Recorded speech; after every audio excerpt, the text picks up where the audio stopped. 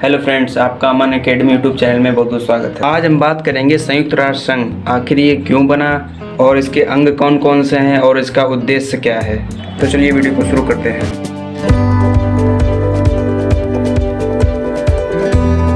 संयुक्त राष्ट्र संघ को जानने के लिए हम लोगों को सबसे पहले इसके बैकग्राउंड में जाना पड़ेगा। तो इसकी स्टोरी शुरू होती है फर्स्ट वर्ल्ड वॉर से।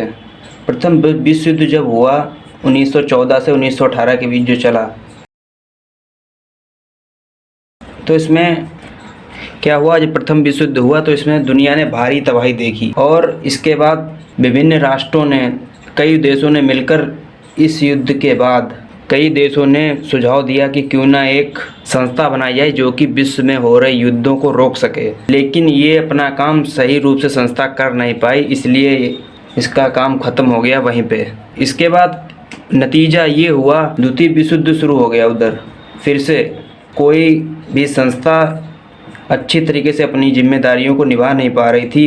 द्वितीय विश्व युद्ध शुरू हो गया, इसमें भी कई राष्ट्र तबाह हुए। अमेरिका ने जापान के ऊपर परमाणु बम से अटैक कर दिया था, जिसमें उसके 2 सिटी हैं बीबी, हिरोशिमा और नागासाकी, जहाँ पे आज भी बच्चे विकलांग पैदा होते हैं। भीषण युद्ध हुआ था कई राष्ट्रों के बीच में। तो इसके बाद 2 नतीजे दुनिया ने देख लिए कि अभी तक क्यों ना एक ऐसी संस्था गठित की जाए जो कि दुनिया में हो रहे भावी युद्धों को रोक सके। तो इसके पश्चात जब इतना कुछ हो गया, इसके पश्चात तब कहीं जाके 24 अक्टूबर 1945 को यूनाइटेड नेशन संयुक्त राष्ट्र संघ की स्थापना की गई, जिसमें 51 देशों ने पार्टिसिपेट किया। तो आपको दिख रहा है 24 अक्टूबर 1945 में उनकी स्थापना की गई, जिसमें 51 देशों ने सहमति दी कि आगे से विश्व में कहीं पर भी इतने भीषण युद्ध ना हो। कोई भी राष्ट्र अगर किसी तरह की गलती करता है तो उसको वहीं पे समझाया जाए। और एक क्वेश्चन आता है कि यूनाइटेड नेशन जो वर्ड है वो किसने दिया था। तो ये उस टाइम यूएस के, अमेरिका के राष्ट्रपति थे एफ.डी. रूजवेल्ट, उन्होंने इस वर्ड को दिया था। इस वर्ड को सजेशन उन्हीं ने दिया था। यूनाइटेड नेशन में टोटल 193 देश हैं, जिसमें सबसे लास्ट जो स्थान पर जुड़ा था वो था देश दक्षिण सूडान। ये सबसे लास्ट में मेंबर बना जाके यूएनओ का।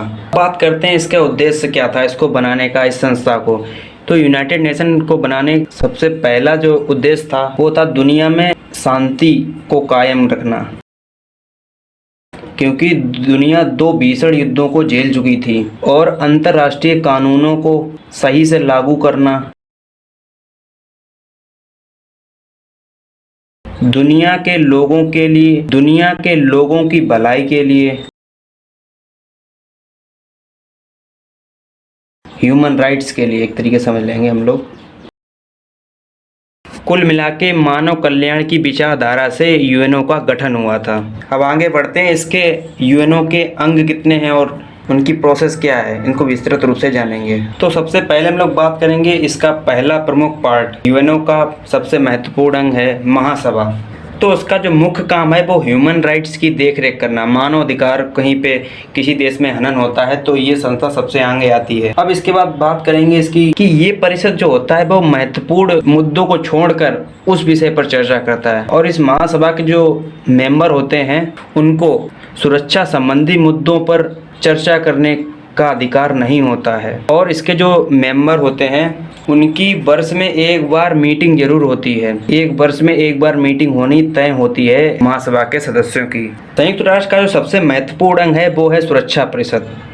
सुरक्षा परिषद में कुल 15 मेंबर हैं, जिसमें से 5 स्थायी और 10 अस्थायी। मैं आपको बिल्कुल आसान भाषा में बताता हूँ, 5 स्थायी और 10 अस्थायी। तो स्थायी की बात करेंगे, कितने सदस्य स्थायी सदस्य हैं। सबसे पहले फ्रांस, रूस, ब्रिटेन, चीन और अमेरिका, ये 5 स्थायी सदस्य हैं।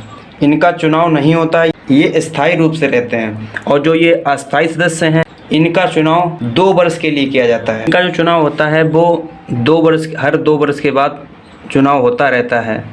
इसके पास होती हैं, स्थायी सदस्यों के पास वीटो पावर होती है, के पास होती है वोटिंग पावर। वीटो पावर हम लोग जानते हैं निषेधाधिकार, मतलब ये जो सदस्य हैं, 5 मेंबर हैं इसके, वो वीटो पावर का इस्तेमाल करके बिना किसी राष्ट्र को बताए कितनी भी बड़ी कार्रवाई कर सकते हैं।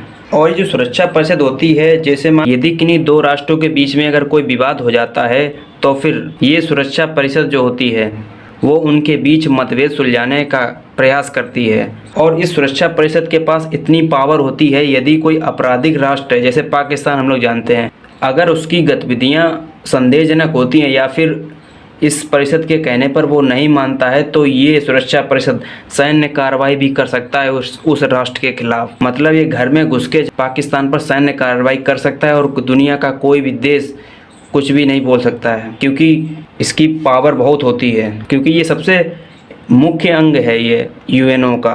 अब बात हम करते हैं तीसरे परिषद की। तीसरा अंग जो है वो है आर्थिक एवं सामाजिक परिषद। इसमें कुल 54 मेंबर हैं। इस परिषद का जो मुख्य काम होता है वो टेक्नोलॉजी और औद्योगिक विकास पर नज़र रखना। जो राष्ट्र पिछड़े हुए हैं या फिर जो ज़्यादा डेवलप कंट्री हैं उन कंट्रीज़ के इकोनॉमिकल डेवलपमेंट पर ये संस्था नज़र रखती है। इसमें कुल आप जानते हैं 54 सदस्य होते हैं जो कि 3 वर्ष के लिए चुने जाते हैं और इनकी वर्ष में 2 बार मीटिंग भी होती है।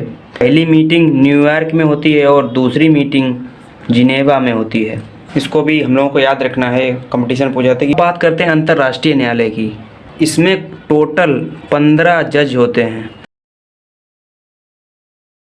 जो कि 9 वर्ष के लिए चुने जाते हैं और इसका जो हेडक्वार्टर है वो नीदरलैंड की राजधानी हेग में स्थित है।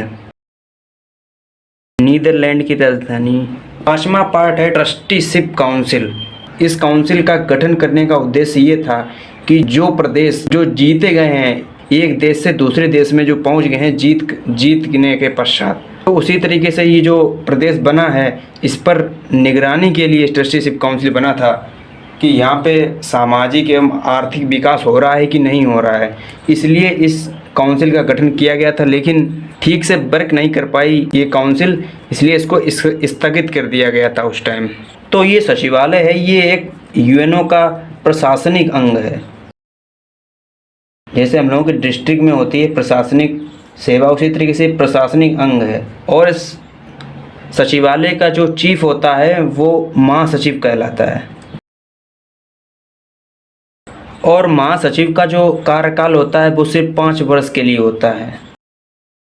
और इसका गठन कैसे होता है, इसकी गठन की प्रोसेस अलग होती है सबसे। इसमें क्या होता है, जो सचिवालय का जो चीफ होता है जिसे महासचिव बोलते हैं, इसका चुनाव सुरक्षा परिषद की सिफारिश से महासभा द्वारा इसको नियुक्त किया जाता है महासचिव को। आपको एक बार फिर से बताते हैं, जो महासचिव होता है इसका चुनाव सुरक्षा परिषद की सिफारिश से महासभा द्वारा इसको नियुक्त किया जाता है। बता चुका हूँ इसका कार्यकाल 5 वर्ष होता है जो महासचिव होता है। तो दोस्तों इसी तरीके की जानकारी प्राप्त करने के लिए चैनल को सब्सक्राइब कर सकते हैं। धन्यवाद। Thanks for watching.